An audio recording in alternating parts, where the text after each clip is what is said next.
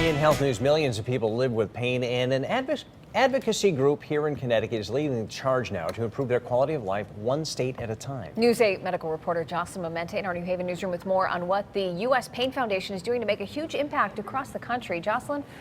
Sonia and Darren, U.S. Pain Foundation was instrumental in getting a law passed in our state, preventing insurance companies from overriding what a doctor prescribes for pain patients. It took effect last year.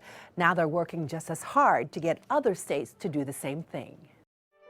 You cannot see pain, but these faces represent the millions of people who live with chronic pain.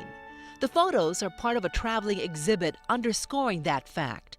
The Middletown-based U.S. Pain Foundation sponsors it. I started it because I couldn't find the resources that I needed. Paul Gelino founded the nonprofit after breaking his back and facing a lifelong journey of managing his pain. How I dealt with it was helping others. Thanks to legislation he helped to pass, Paul and other pain patients can now get the medication prescribed by doctors without insurance companies intervening.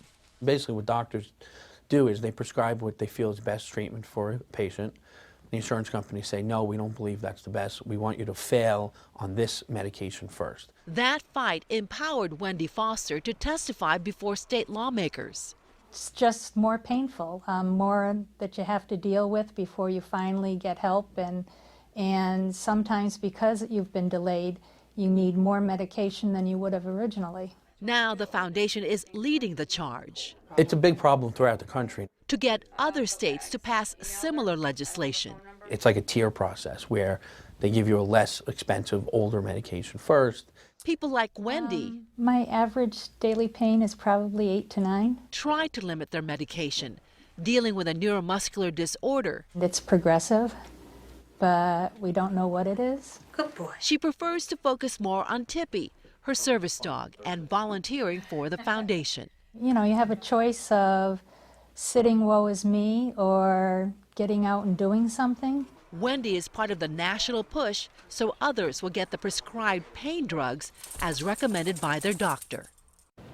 Well, Connecticut was the first state to pass that law for pain patients. The focus has already begun to get states like New York, Massachusetts, New Jersey, Vermont, and New Hampshire to pass similar legislation. Eventually, Paul tells me that he wants to expand the Connecticut law to cover all patients. Sonia?